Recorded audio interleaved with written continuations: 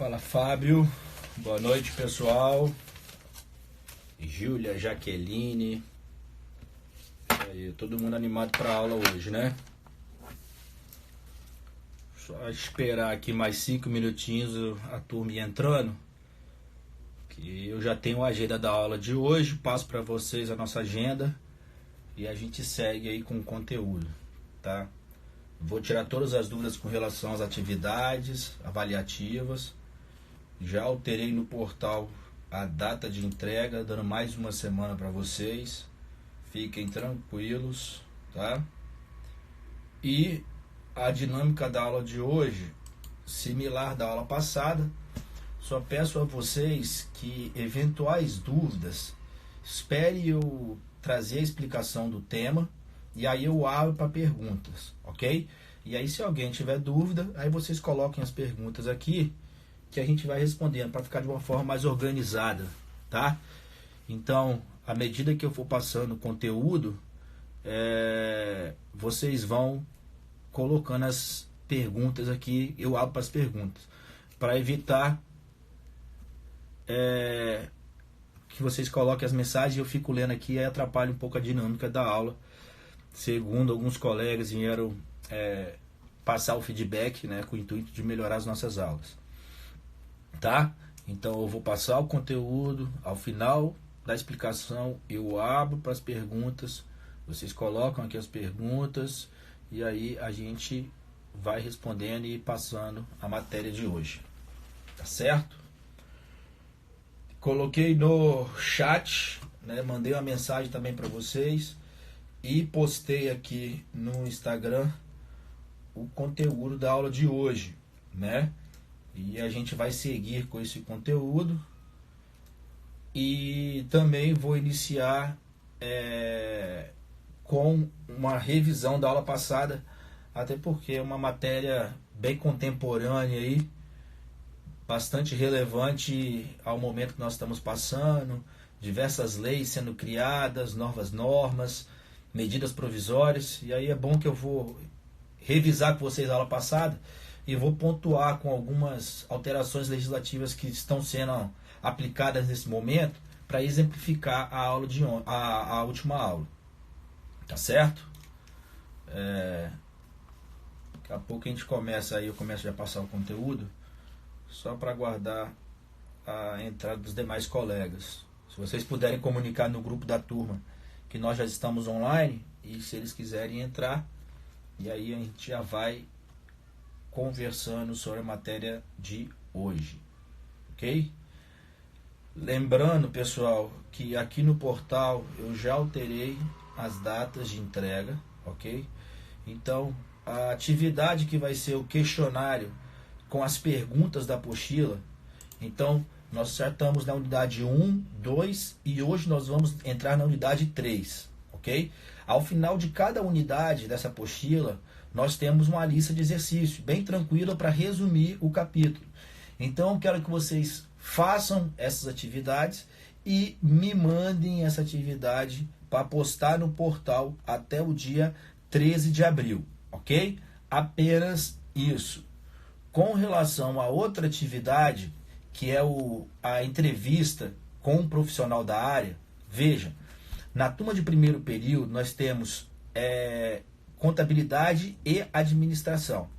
Então, eu quero que o grupo da turma de administração entreviste um administrador, ok? De uma empresa que tem o seu próprio escritório e faça aquele relatório, e a turma de contabilidade que entreviste um contador e conheça um pouco e converse com ele com relação a todo esse dia a dia aí na área que ele atua.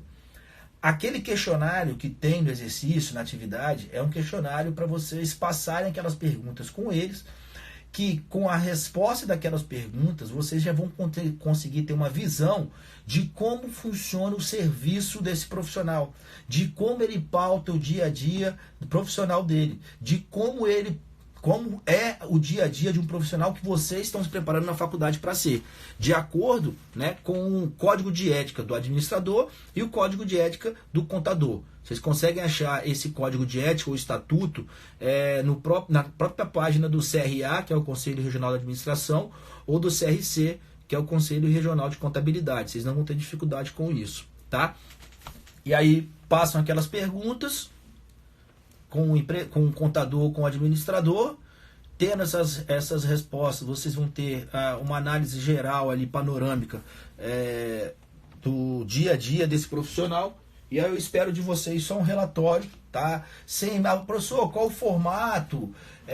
Quantas pessoas por grupo? Fiquem à vontade com relação a isso. Eu sempre peço de 4 a 6 alunos nos trabalhos, ok? Sem problema algum. Esse trabalho específico, eu gostaria que vocês formassem grupos de administração e grupos de ciências contábeis, ok? Se o grupo quiser misturar, entrevista um administrador e um contador também e faz essa interação entre os dois profissionais. Fica bacana também, tá bom? Quem já enviou o trabalho, depois eu vou olhar o e-mail, vou analisar, já vou constando aqui a pontuação, tá? Fiquem tranquilos.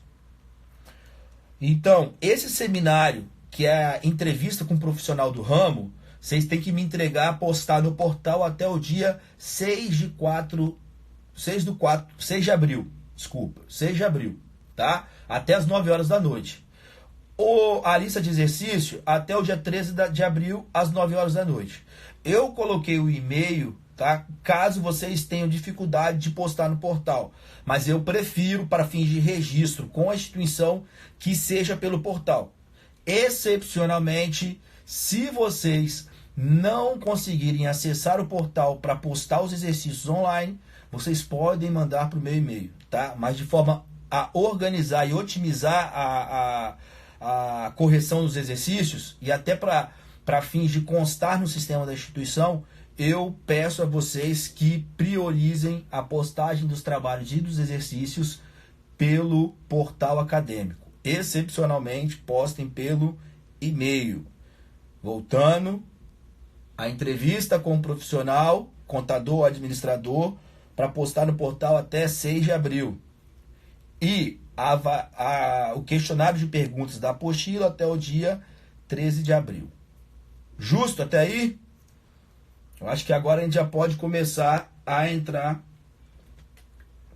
no tema da aula de hoje. Perfeito? Só mais uma observação, que o Instagram dá a possibilidade de baixar a aula, né, a gravação, então fica 24 horas disponível. Vocês conseguem baixar os alunos e mandar para o grupo dos colegas para terem acesso a esse material, tá? A gravação dura 40 minutos, então quando tiver terminando o tempo desses 40 minutos, eu vou avisar vocês, fecho essa sala, abro novamente, vocês entram e a gente continua com a matéria de hoje. Perfeito? Então vamos lá, gente. Na aula passada, boa noite a todo mundo aí que entrou, que deu, que cumprimentou. Vamos lá, gente. Não vai ter problema, como eu falei com vocês. Se a turma o grupo tiver contador e administrador, só fazer a entrevista dos dois profissionais e fazer esse paralelo com relação às duas profissões, tá bom? Então, como agora a gente já tem um número significativo de alunos, né, 30 pessoas na sala, a gente já vai começar com a dinâmica da aula. Então, peço a vocês novamente que dúvidas, espere eu passar o conteúdo, eu vou abrir para perguntas, vocês coloquem as perguntas aqui, eu respondo e a gente segue com a matéria, tá bom? Peço, por favor, que não fiquem colocando perguntas enquanto eu estiver apresentando o tema, para que não tire o foco, a concentração dos colegas e também o meu, que eu vou ficar olhando para a tela, tá bom? Acho que daqui a pouco a gente consegue bater o Gustavo Lima nessa live, né? Já somos 29, então assim, vamos lá, galera, no foco a gente bate esse cara hoje. Justo! Aula passada, a gente trabalhou o processo de elaboração de leis do direito brasileiro. Passei para vocês, né, como funciona a criação de uma lei, né? Expliquei para vocês o conceito de lei, né, o que qual o conceito da lei, essa norma geral jurídica abstrata, né? O artigo 1º da LINDB, que fala com relação à vigência da norma, o prazo de 45 dias, se no corpo da lei não vier falando nada sobre a entrada em vigência, né, a entrada em vigor, a entrada em validade. O artigo 6º da mesma lei fala que essa lei, entrando em vigência, ela já produz seus efeitos, salvo o direito adquirido, ato jurídico perfeito e coisa julgada. E depois nós entramos na estrutura do direito brasileiro, como é que funciona a organização das leis do direito brasileiro. A doutrina chama do escalonamento das normas do direito brasileiro. E o que é esse escalonamento das normas do direito brasileiro? Nada mais é a forma como a nossa legislação está justaposta, a forma como a nossa legislação está estruturada dentro do sistema jurídico brasileiro. E o sistema jurídico brasileiro, ele se inicia com a sua base, né, com a base de toda essa pirâmide, com a estrutura de toda desse sistema jurídico, com a Constituição Federal de 88. Então a nossa Constituição Federal, a Constituição da República de 1988, que foi promulgada em outubro de 88, ela traz aí a base, a certidão de nascimento, a principal legislação, né, a carta maior, a carta magna do direito brasileiro. E ali naquela Constituição Federal vai estar disciplinado todas as características desse Estado soberano, que é a República Federativa do Brasil. Vai estar estabelecido as características desse Estado soberano, os seus princípios, né, os seus valores, quais são os seus direitos, a estrutura das normas infraconstitucionais, como funciona os 3 poderes, né, quer seja o judiciário, o legislativo e o executivo. Vai trazer todas as informações em relação ao Estado Federativo Brasileiro, a competência da União, dos estados, do município, enfim, todo o corpo normativo brasileiro, toda norma que é criada, toda lei que é criada, toda resolução, toda portaria que é criada, ela está de acordo com previsão da Constituição Federal Brasileira. Por quê? Se essa norma infraconstitucional ela for de encontro, né, for contrária ao que diz a Constituição, a doutrina entende que essa lei, né, essa norma será conceituada como inconstitucional. Então, uma lei inconstitucional é aquela que é contrária à previsão da Constituição Federal da República Federativa do Brasil. Ok? E dentro dessa estrutura normativa brasileira, da nossa Constituição Federal, essa Constituição, que é a Constituição democrática, ela vem preestabelecendo, né, as emendas constitucionais. Então, em regra, a nossa Constituição ela não aceita qualquer tipo de alteração, mas, excepcionalmente, as emendas constitucionais podem alterar partes da Constituição, salvo as cláusulas pétreas. Guardem que é o tema da aula de hoje. Então, as cláusulas pétreas são aqueles direitos fundamentais, direitos e garantias fundamentais, individuais e coletivos, que o legislador reservou uma matéria em que não pode haver qualquer interferência do Estado com relação a esses direitos. Não pode ter qualquer supressão desses direitos de forma ilegal pelo Estado. Então, é uma garantia, né, dos direitos desses cidadãos, né, individuais e coletivos com relação às arbitrariedades do Estado. Então, todos esses direitos que estão previstos na Constituição Federal, artigo 5º ao 17 da Constituição, são matérias de cunho de direitos fundamentais e garantias individuais e coletivas, e, em via de regra, por se tratarem de matéria de cláusula pétrea, não poderão ser alterados por meio de emendas constitucionais. Essas emendas constitucionais, ao passo que são exceção à rigidez da nossa Constituição, elas só podem ser alteradas quando forem discutidas 2 vezes em cada casa do Legislativo Federal. Volto. Em regra geral, o direito brasileiro ele é criado, é normatizado pelas leis. Então, apenas após a criação de uma lei é que eu posso obrigar o cidadão a fazer ou deixar de fazer algo. E esse processo legislativo de criar leis, ele passa pelo critério bicameral. O que é o critério bicameral? A necessidade de ser julgado nas duas casas do Legislativo. A Câmara dos Deputados e o Senado Federal.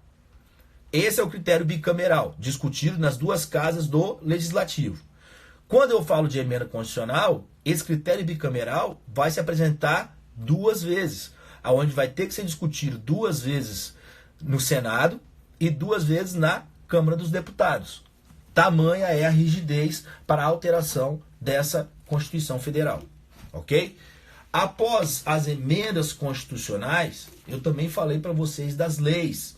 E aí coloquei lei complementar e as leis ordinárias.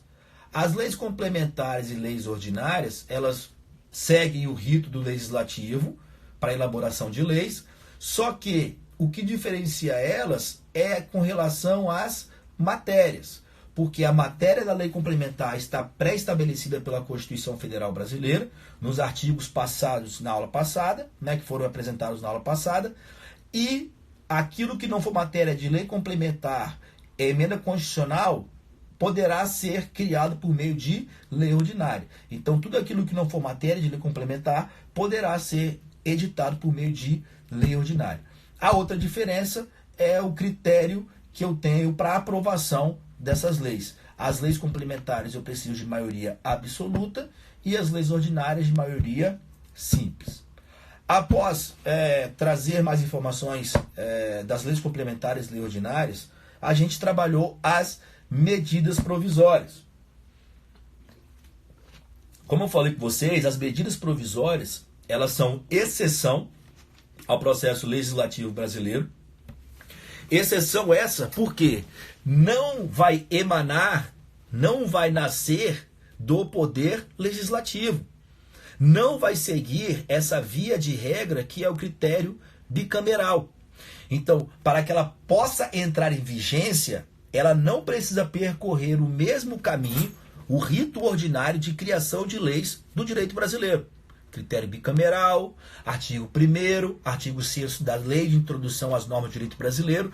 Então, tudo isso é alterado porque, excepcionalmente, a Constituição Federal Brasileira estabelece que, diante de uma necessidade pública e uma urgência, então uma relevante necessidade pública, e diante de uma urgência, o chefe do Poder Executivo Federal poderá editar uma medida provisória. E essa medida provisória, editada pelo chefe do Poder Executivo Federal, ela vai ter um prazo de vigência. E após esse prazo de vigência, é que essa lei vai ou se tornar válida, ou ela vai perder a sua validade. Então, quando eu falo em medida provisória, quem cria essa medida é o chefe do Poder Executivo Federal, o presidente da República. Sempre que nós estivermos diante de uma necessidade e de uma urgência, de um relevante interesse público e de uma urgência. E essa medida provisória, ela, a partir do momento que ela é publicada pelo presidente da República, ela já entra em vigência. Não precisa daquele prazo que é via de regra do processo legislativo brasileiro, critério bicameral, como eu falei com vocês. Essa medida provisória, ela vai ter uma vigência de 60 dias, podendo ser prorrogada por mais 60 dias.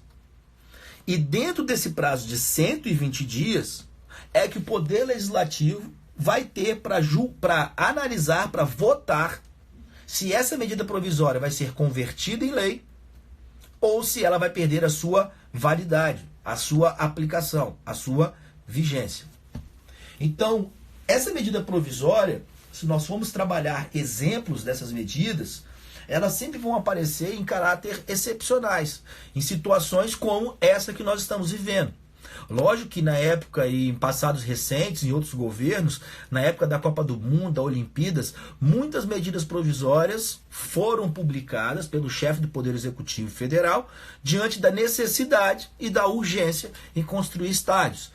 E agora, né, curiosamente, nós estamos diante de mais uma situação onde o chefe do Poder Executivo está tendo que se valer de diversas medidas provisórias para poder adaptar o texto constitucional, as leis brasileiras, à atual situação que nós estamos vivendo dessa pandemia.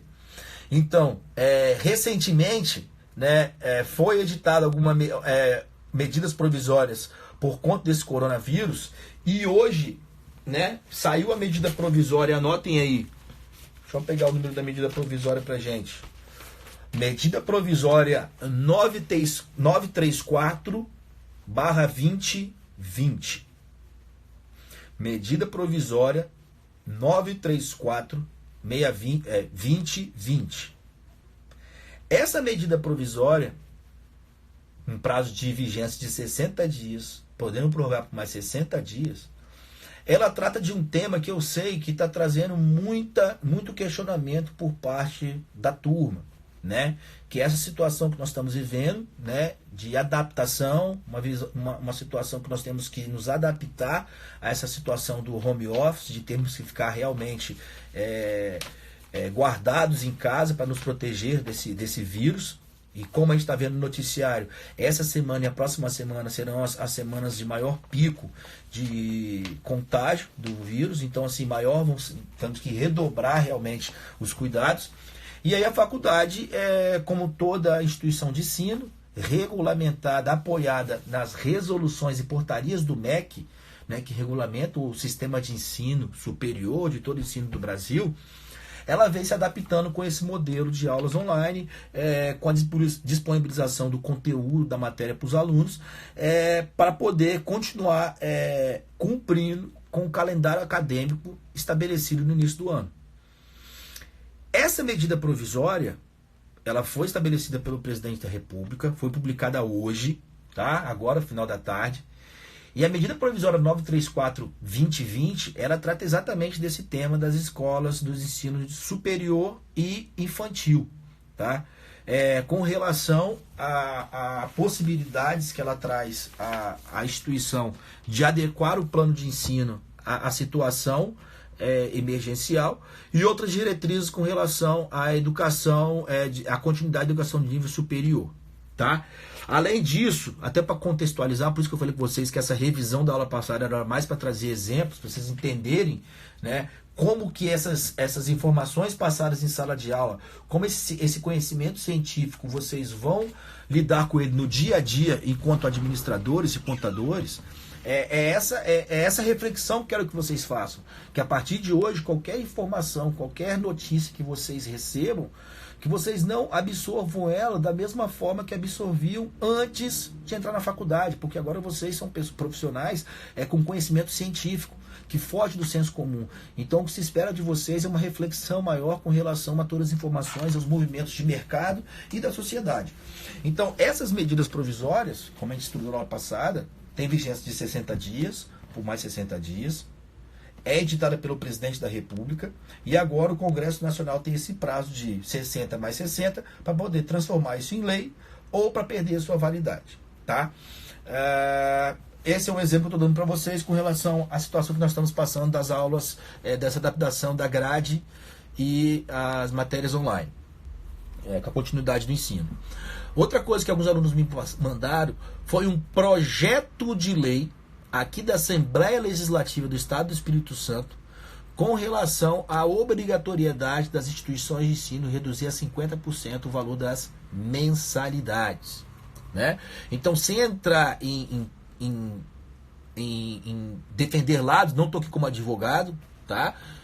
Se quiser com advogado aí, é outra situação, brincadeira, esse caso eu não posso realmente, questão ética profissional, mas não estou aqui defendendo parte, ok? Não estou tomando partido, eu estou trazendo para vocês uma reflexão em cima do nosso conteúdo que está previsto na nossa grade acadêmica, Ok? Estou trazendo exemplos práticos como vocês, contadores e administradores, no dia a dia profissional de vocês, vão se deparar com esse processo de elaboração de leis do direito brasileiro, que eu passei para vocês que ele é contínuo, é de acordo com as necessidades que são apresentadas pela sociedade aos representantes do povo, do poder legislativo, ao passo que eles vão elaborando essas leis. Então, assim, vocês têm que saber como analisar isso e levar essa informação para frente, sabendo como é que funcionam as normas do direito brasileiro, sabendo o que é a nossa Constituição, sabendo, como vamos aprender na aula de hoje, como funcionam as cláusulas pétreas, enfim, o que pode e não pode ser alterado. E, no tocante a esse projeto de lei da Assembleia Legislativa do Estado do Espírito Santo, de iniciativa do deputado estadual Enivaldo dos Anjos, que foi conselheiro do Tribunal de Contas do Estado do Espírito Santo, logo é um salário vitalício, né, o senhor Enivaldo dos Anjos. Primeiro ponto que eu acho que nós temos que refletir, e anotem isso aí, dentro do processo de elaboração de leis que eu apresentei para vocês na aula passada, esse processo de elaboração de leis, ele vai se fazer valer tanto na esfera federal, como estadual, como municipal. Então, o mesmo rito de processo de elaboração de leis que a Constituição prevê em seus artigos, ela se aplica ao processo de elaboração de leis em nível federal, em nível estadual e em nível municipal. Até aí tudo bem? Então, nós temos esse projeto de lei. Segundo ponto, na aula passada, nós falamos sobre as propostas de emenda constitucional, antes dela entrar em vigência, e dos projetos de lei, igualmente, antes de entrarem em vigência. Ok? Então, esse projeto de lei da Assembleia Legislativa do Estado do Espírito Santo ainda não é lei. O que quer dizer isso, Pagel? Não se aplica o artigo 6º da Lei de Introdução às Normas do Direito Brasileiro. Não produz os seus efeitos. Então, esse projeto de lei, ele vai passar pela votação da Assembleia Legislativa, e a Assembleia Legislativa, assim votando, ela vai mandar para o governador do Estado, que poderá ou promulgar, assinar essa lei, e assim ela vai entrar e publicar para ela entrar em vigência, ou ele pode dar o veto do governador. Esse veto é absoluto, Pagel? Não. Volta para a casa do Legislativo para ela poder ou manter a decisão, o voto deles, ou para aceitar o veto do governador, que pode ser total ou pode ser parcial. Além disso, outro ponto que nós temos que fazer desse projeto de lei, que ainda não é lei, logo não produz os seus efeitos, é com relação à constitucionalidade desse projeto de lei. Ao passo que nós temos todas as legislações federais que estão normatizando e orientando de forma contrária, e agora, como eu falei com vocês, essa medida provisória, que é a 924/2020, que tratam de forma diversa dessa norma estadual. Então, como eu falei com vocês, norma superior, se ela for contrária à norma inferior, ela é tida como inconstitucional.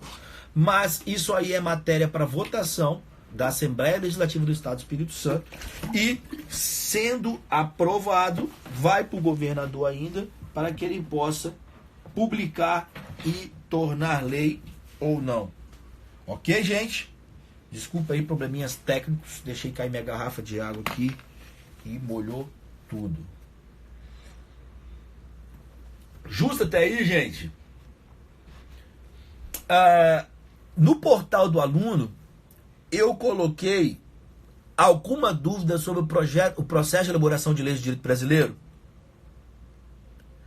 Quem tiver alguma dúvida sobre o processo de elaboração de leis de direito brasileiro, Constituição Federal, emenda constitucional, lei complementar, lei ordinária, medida provisória, tranquilo?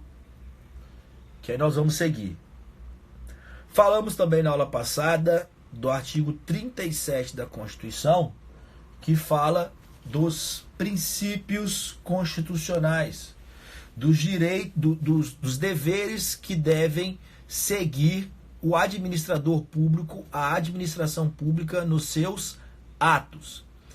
Então, o artigo 37 da Constituição Federal Brasileira trata dos princípios que que são regidos os atos da administração pública, ok? Então, antes de eu entrar no artigo 37, vamos só entrar mais nas emendas constitucionais com o Kelvin. Ô Kelvin, olha só, emenda constitucional, como o nome já diz, é a possibilidade de alterar partes da Constituição. O que quer dizer isso, Pagel? Adaptar o texto constitucional à necessidade real, atual, do que diz a sociedade, ok? Para que ela possa cumprir os seus efeitos.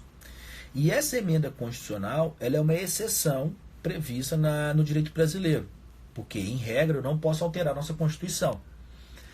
Desta forma, para que eu possa aprovar uma emenda constitucional, ela deve ser discutida primeiro 2 vezes em cada casa do Legislativo, ok? Ela tem um procedimento de aprovação mais rigoroso do que as leis complementares, leis ordinárias e medidas provisórias e todas as demais, ok? E aí eu vou precisar de 3/4 de cada casa para poder fazer a aprovação dessa proposta de emenda constitucional. E essa proposta de emenda constitucional, quando ela entrar em vigência, ela vai ter status constitucional, ok? Então ela vai ser matéria de previsão na Constituição Federal Brasileira, ok? Nós temos algumas emendas constitucionais mais relevantes, mais famosas aí, que é a número 20, e dentre outras que tratam aí de adaptações do texto da Constituição. Perfeito? O Yuri está querendo saber um pouco sobre a medida provisória para um estado específico, nesse caso o nosso. Não, a medida provisória ela é caráter federal, ok? Então é o chefe do Poder Executivo que vai determinar essas medidas provisórias. Lógico que, né, eu posso ter uma destinação desses recursos para estados, municípios que têm uma necessidade maior, ok? Mas não vejo que seja o caso atual, né, para o estado do Espírito Santo, ok? Justo. O artigo 37, então, da Constituição, gente, ele fala o quê? Dos princípios que devem nortear o dia a dia da administração pública e dos administradores públicos, em esfera federal, estadual, municipal, seja qualquer que for o cargo ou a função exercida por esse administrador público. E aí o artigo 37, ele diz que são princípios da administração pública a legalidade, a impessoalidade, a moralidade, a publicidade e a eficiência. Então é o princípio do LIMP, legalidade, impessoalidade, moralidade, publicidade e eficiência que norteiam, que direcionam, que guiam todas as atividades da administração pública. E aí, no portal do aluno, eu inseri um texto, uma matéria, né, de anos atrás, no período ainda do antigo governo, na época do impeachment da da Dilma e o risco de prisão do Lula. E aí é uma matéria sem também viés político, nada disso, é só para exemplificar. Lógico também, se eu atualizar o material, abrir agora aqui qualquer jornal, eu consigo também diversos exemplos para demonstrar o descumprimento dos princípios da administração pública pelo atual governo. Nós temos ali um caso onde a antiga presidente da República ela estava sendo acusada de favorecer o nosso ex também presidente da República com um cargo de ministro para que ele pudesse ter um foro privilegiado e assim não pudesse ser preso. Então, ou seja, a finalidade ali, né, não era o interesse público. Né? Não havia ali uma moralidade pública para que pudesse fundamentar, né, a nomeação dele como ministro. Então é um exemplo ali para vocês só analisarem, e como eu falei com vocês, a partir de hoje, tudo que vocês tiverem, tomarem ao conhecimento, as suas mãos para fazer uma leitura, que vocês possam ter uma análise crítica desse documento, ok? Como futuros administradores e contadores. Justo até aí, gente? Até aqui foi revisão da aula passada, não entramos ainda em cláusulas pétreas. Vamos entrar agora, que é matéria da nossa aula de hoje, que é a unidade 3 da apostila, que são os direitos e garantias fundamentais. Direitos esses que são individuais e coletivos.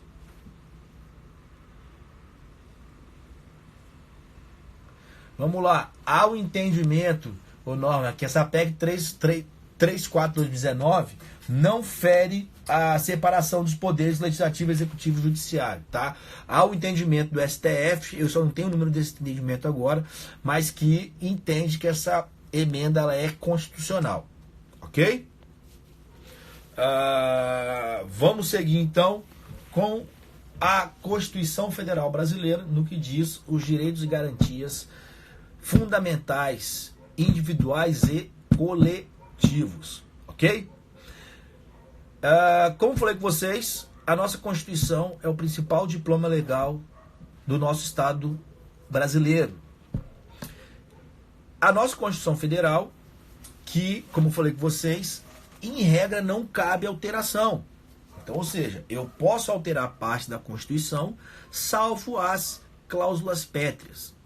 E o que são as cláusulas pétreas, Pagel? São exatamente esses direitos e garantias fundamentais, individuais e coletivos, que foram colocados no nosso texto constitucional de 88, que eu volto a falar que é uma Constituição democrática, que foi promulgada e não outorgada.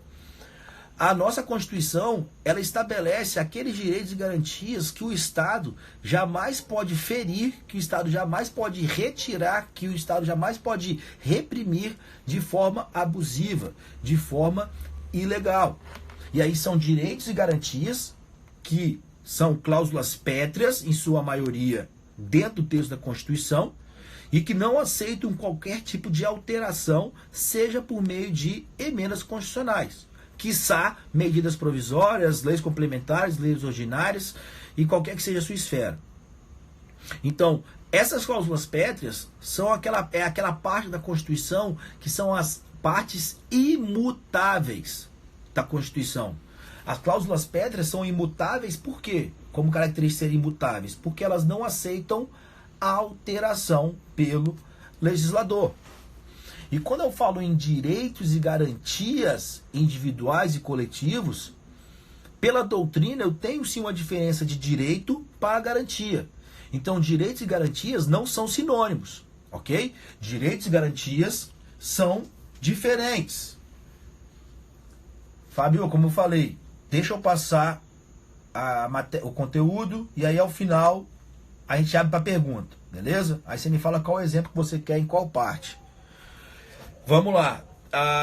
Seguindo aqui, a Constituição Federal Brasileira, ela trata dessa parte que é imutável, que não aceita alteração, ok? E essa parte imutável, que não aceita alteração, são essas cláusulas pétreas, que elas servem exatamente para isso, para evitar a arbitrariedade do poder público frente ao direito privado.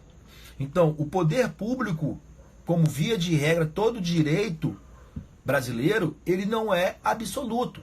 Então, eu tenho esses direitos e garantias fundamentais, individuais e coletivos para proteger o cidadão, e aí eu coloco tanto a pessoa física como a pessoa jurídica, tanto o estrangeiro quanto o estrangeiro naturalizado e o domiciliado em território nacional, o direito, né, para se valer dos direitos e garantias fundamentais e coletivos contra a arbitrariedade do Estado. Então, esses direitos, como falei com vocês, que são diversos das garantias, são direitos por quê? Porque estão expressamente previstos na Constituição, artigo 5º ao 17 da Constituição Federal Brasileira. Então, esses direitos e garantias individuais e coletivos, que são direitos fundamentais, ok?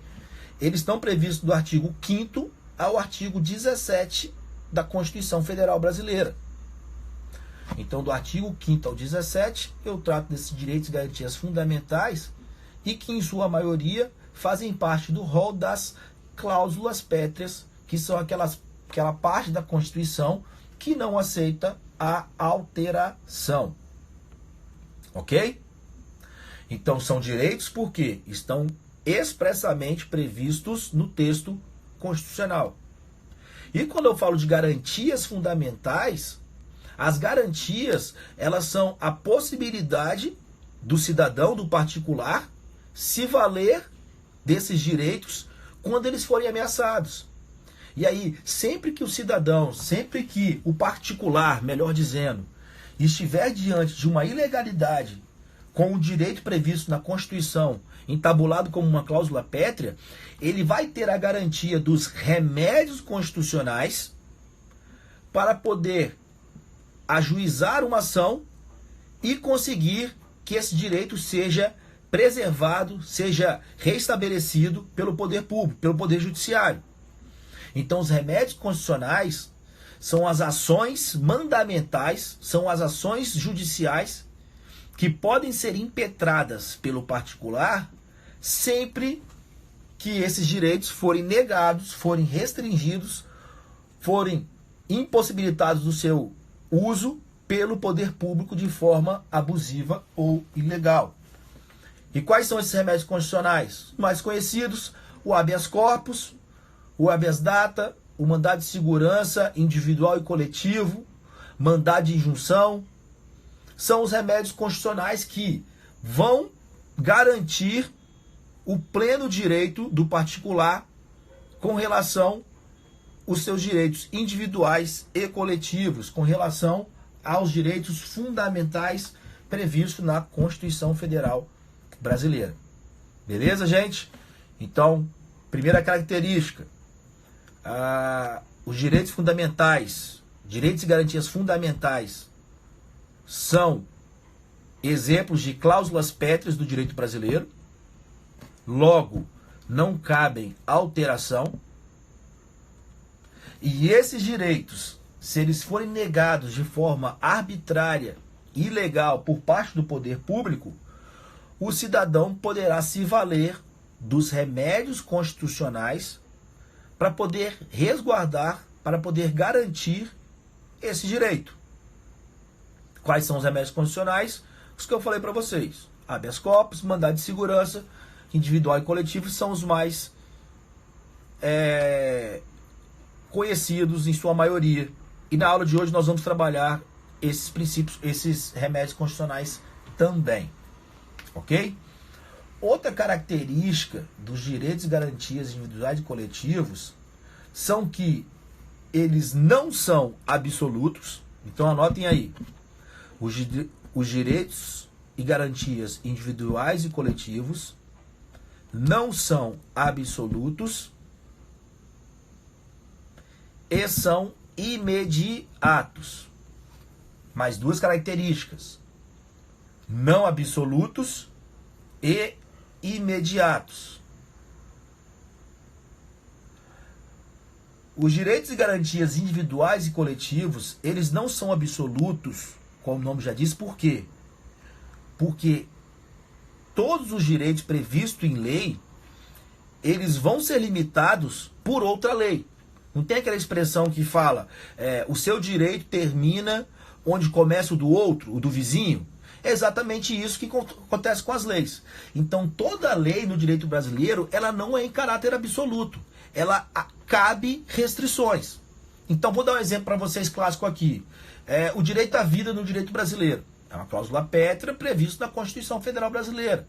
Os mais importantes são liberdade, a vida, a segurança e a propriedade.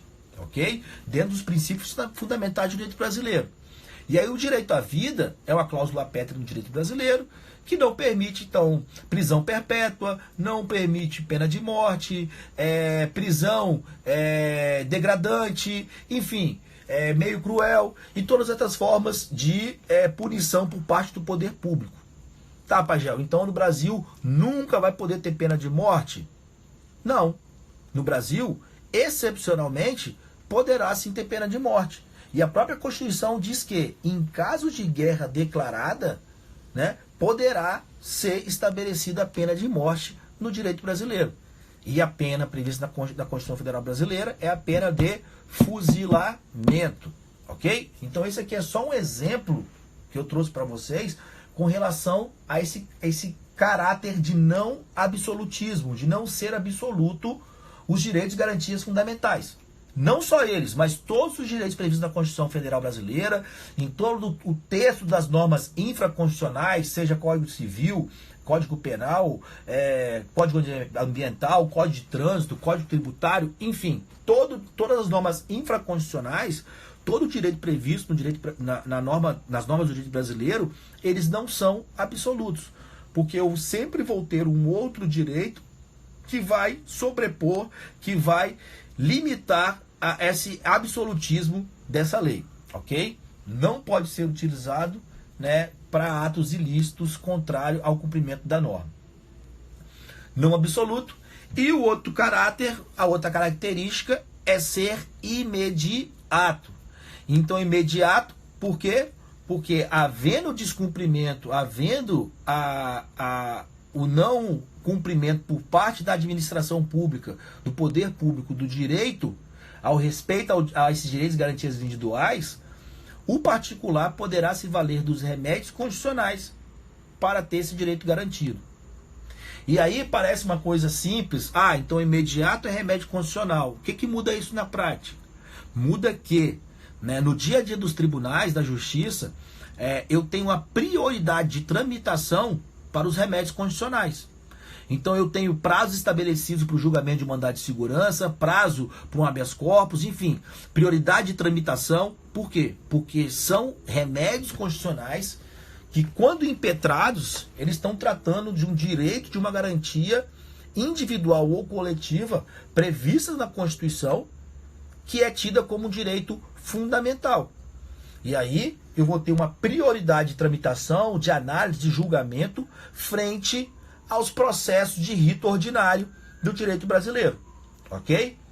Então, via de regra, né, na teoria, se eu tenho a minha liberdade de locomoção restringida de forma ilegal pelo Estado, o habeas corpus é o remédio constitucional que imediatamente eu posso impetrar para ter o meu direito de ir e vir, meu direito de locomoção resguardado contra as arbitrariedades do Estado.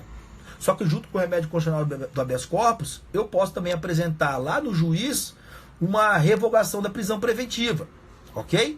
E em tese, essa revogação da prisão preventiva, o rito de julgamento dela vai ser mais burocrático, mais lento do que a prioridade frente a julgar um habeas corpus pelo tribunal, ok?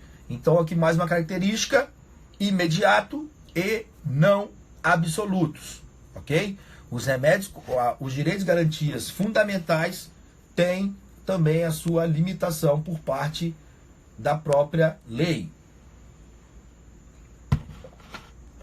Justo até aí, gente? Daqui a pouco eu acho que vai começar a acenar aqui o tempo para desligar a live. E aí eu abro novamente. Alguém tem dúvida com relação à apresentação do tema da aula de hoje? Direitos fundamentais, individuais e coletivos, ok? Normas fundamentais do direito brasileiro, que vem aí para consagrar o Estado Democrático de Direito, a República, a Constituição de 88, ok? Artigo 5º ao 17 da Constituição Federal. O artigo 5º, gente, são 77 incisos, ok? Que todos tratam desses direitos e garantias. Eu separei para a aula de hoje alguns que eu entendo mais pertinentes para nós estarmos debatendo, ok? E até também para o viés do curso de administração e contabilidade, tá bom? Então, são 77 incisos, depois vocês podem ler, tá? Eu até oriento vocês a fazerem a leitura. Coloquem no Google, vou até lançar aqui o link no sistema da faculdade, que é o link do STF, que nós temos a Constituição Federal comentada. E aí eu tenho todos os julgados relativos a cada direito e garantia fundamental, eu tenho decisões do STF, enfim, tudo atualizado com relação a cada direito, tá?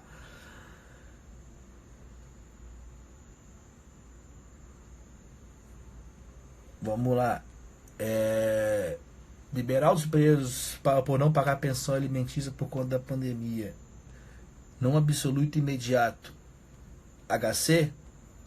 Vamos lá, como eu falei, pode sim, norma, por meio do habeas corpus, que é o que muitos advogados estão fazendo neste momento, inclusive eu, para alguns clientes, mas também, a depender do momento do processo que ele se encontre, você pode apresentar uma revogação da prisão preventiva.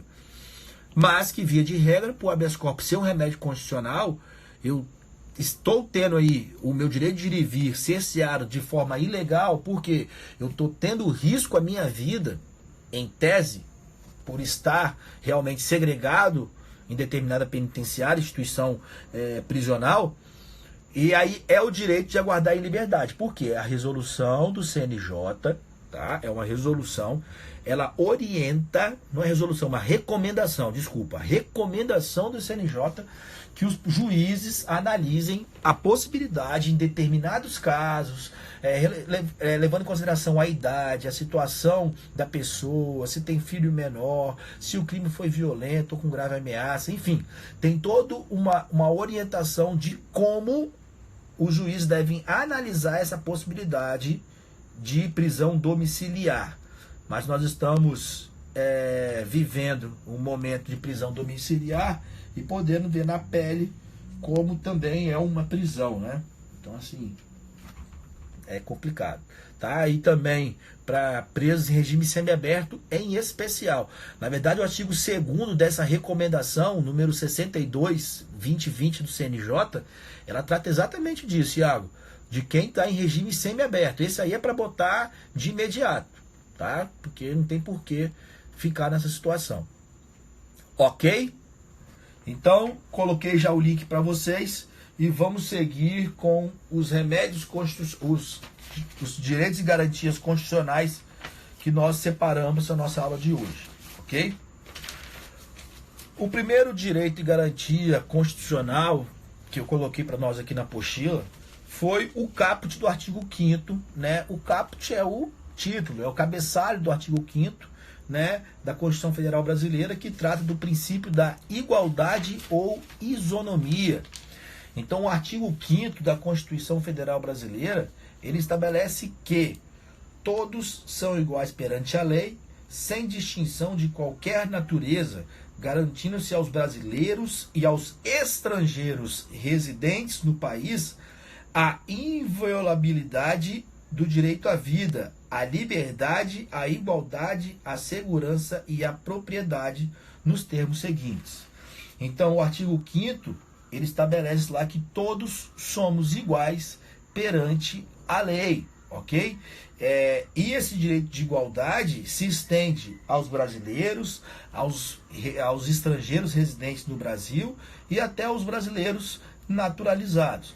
Então, a primeira informação com relação ao artigo 5º é que ele tem um critério de análise extensivo, porque ele privilegia também outros particulares além do que esses estabelecidos no artigo 5º, brasileiros e estrangeiros residentes, porque os naturalizados também possuem a mesma prerrogativa de tratamento igual, certo? Esse tratamento igual, né, essa igualdade ou isonomia no direito brasileiro, não quer dizer que seja aplicar a mesma regra, a mesma legislação, né, o mesmo enquadramento para pessoas, para particulares em situações distintas. Então, o doutrinador ele diz que o artigo 5º é aplicar a igualdade na medida da sua desigualdade, para que possa tornar os desiguais, para que possa equiparar os desiguais na medida da sua desigualdade. Que é isso, Pajé? O igual, desigual, do desigual, do igual. Fica tranquilo. O que quer dizer isso, gente? O legislador, ele deve contemplar legislações, deve contemplar regramentos para aqueles grupos especiais que a sociedade entende que estão em determinadas situações em pé de desigualdade com os demais, para que esses desiguais possam equiparar os seus direitos ao mesmo patamar destes desiguais. Então, por isso que fala, aplicar uma igualdade desigual na medida da sua desigualdade, para que esses particulares possam estar no mesmo nível de usufruir dos seus direitos e garantias. Ah, Pajé, me dá um exemplo então desse tratado iguais e desiguais. Um exemplo, as cotas, Jaqueline. Perfeito. Tá? A Lei Maria da Penha, que estabelece a questão da lesão corporal praticada contra a mulher em seio familiar, ela é tipificada diferente da lesão corporal leve ou grave que seja, tipificada pelo Código Penal brasileiro. Então, a Lei Maria da Penha é mais um exemplo também, além das cotas e outras mais vocês podem citar aí, que privilegiam grupos, classes que a sociedade entende como desigual, para que eles possam estar em mesmo pé de igualdade com aqueles seus desiguais. Ok? Gente, essa parte da matéria, eu entendo que ela é relevante, mais relevante para aqueles colegas que tenham o interesse de fazer concurso público, tá? Porque isso aqui cai em concurso público. Para os alunos de contabilidade, o exame de coeficiência do CRC também cobra um pouco de direito constitucional, então também faz parte do estudo. Mas também para que vocês possam ter uma visão crítica da estrutura do direito brasileiro. Perfeito? Então eu vou tentar ser mais objetivo possível para aquelas informações que eu julgo pertinentes para o curso e para fins de concurso público também, que é uma matéria que vai estar mais ligada ao dia a dia de vocês. Beleza? Então, princípio da igualdade. Artigo 5º da Constituição. O inciso 1º diz que... Inciso 1º não, desculpa. O inciso 2º, que é o princípio da legalidade, ele diz que ninguém será obrigado a fazer ou deixar de fazer alguma coisa, senão em virtude de lei. Então, o inciso 2º da Constituição Federal Brasileira diz que ninguém será obrigado a fazer ou deixar de fazer alguma coisa, senão em virtude de lei. Então, vejam bem, gente, tá faltando 1 minuto para encerrar a live aqui. E antes de eu passar para as explicações do inciso 2º, eu vou encerrar aqui ela, tá? Vocês podem beber uma água, vou dar 2 minutinhos, mas já vou abrir aqui para os colegas entrarem novamente e aí eu sigo com as informações, com as explanações da aula de hoje, tá bom? Obrigado aí pela participação e depois eu abro para as dúvidas.